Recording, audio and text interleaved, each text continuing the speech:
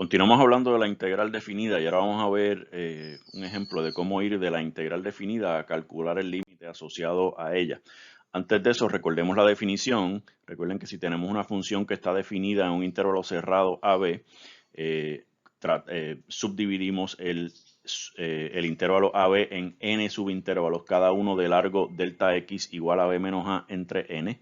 Y los extremos de esos subintervalos les llamamos x0, x1, x2, así hasta x sub n, de manera que x sub i tiene que ser a más i por delta x para i desde 0 hasta n, y tomamos puntos muestra en cada uno de esos n subintervalos, le llamamos a esos puntos muestra x sub 1 estrella, x sub 2 estrella, así hasta x sub n estrella, de forma tal que x sub i estrella esté en el iésimo intervalo, o sea, x sub i estrella es cualquier número entre x sub i menos 1 y x sub i.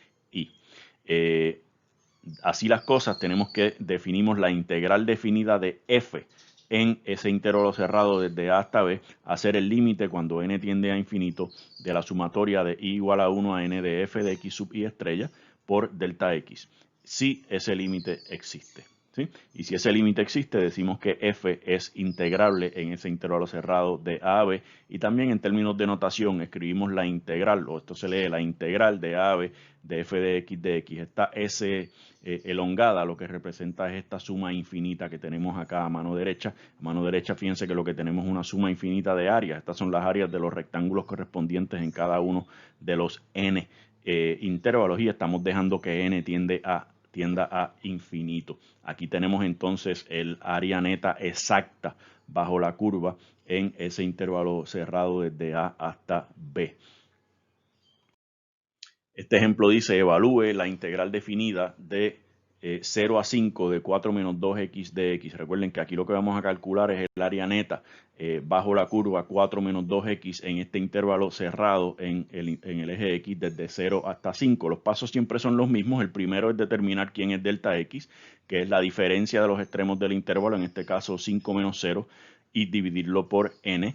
Y x sub i es a más i por delta x. Aquí en este caso a es 0 y delta x es 5 sobre n, así que tenemos 0 más i por delta x, 5 sobre n, tenemos entonces 5i sobre n. Calculamos quién es f de x sub i. Recuerden que f de x aquí en este caso es 4 menos 2x, que es el integrando con el cual estamos trabajando, así que f de x sub i es 5i sobre n, sería 4 menos 2 veces 5i sobre n. Y tenemos entonces 2 por 5i sobre n, por supuesto son 10i sobre n. Así que f de x sub i es 4 menos 10i sobre n. Y regresamos a la integral. Tenemos aquí la integral definida de 0 a 5 de 4 menos 2x con respecto a x. Y eso por definición es el límite cuando n tiende a infinito de la sumatoria de i igual a 1 a n de f de x sub i por delta x. F de x sub i acabamos de calcularlo. 4 menos 10i sobre n. Es cuestión de sustituirlo aquí en nuestra fórmula. Y por delta x, que encontramos que era 5 sobre n. Y regresamos acá, la subo aquí arriba y tenemos entonces la integral de 0 a 5 de 4 menos 2x de x, es lo que tenemos aquí abajo, el límite cuando n tiende a infinito de i igual a 1 a n de 4 menos 10i sobre n por 5n. ¿No? Nos quedamos en ese paso. Y ahora vamos a simplificar esta expresión que tenemos dentro de la sumatoria. Multiplicamos 4 menos 10i sobre n por 5 sobre n, y aquí tenemos 4 por 5 sobre n, serían 20 sobre n, y aquí tenemos menos 10i por 5, son 50i, y abajo nos queda n cuadrado. Y separamos entonces ahora esta sumatoria en dos sumatorias. Recuerden que todo esto está dentro del límite, todavía no hemos hecho nada con el límite. El 20 sobre n no depende de i, así que podemos sacarlo de dentro de la sumatoria, y acá adentro pues solamente quedaría 1. Y acá 50 sobre n cuadrado no dependen de i, así que podemos sacarlo, y dentro de la sumatoria nos queda solamente i.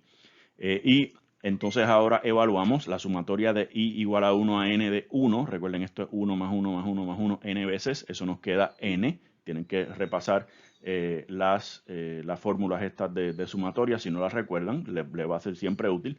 Y por acá tenemos la sumatoria de i igual a 1 a n de i. Eso es la suma de los primeros n enteros positivos, que recuerden que es n por n más 1 entre 2.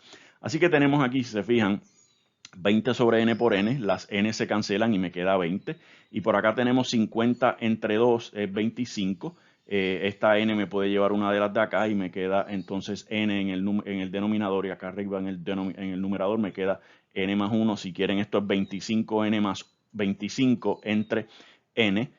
Pueden dividir por n y nos queda 25 más 1 sobre n. Ese 1 sobre n pues se va a 0, o pueden verlo como el cociente de dos polinomios en n de grado 1. Por lo tanto, lo que sobreviven son los coeficientes líderes, en este caso 25 y 1. En todo caso, nos queda 20 menos 25, que es igual a negativo 5. Quiere decir que la integral definida de 0 a 5 de 4 menos 2x de x es negativo 5. Entre otras cosas, quiere decir que el área neta bajo la curva 4 menos 2x en ese intervalo desde 0 hasta 5 es igual a negativo 5 unidades. En otras palabras, también podemos ser conscientes de que hay más área por debajo del eje x que lo que hay por encima del eje x.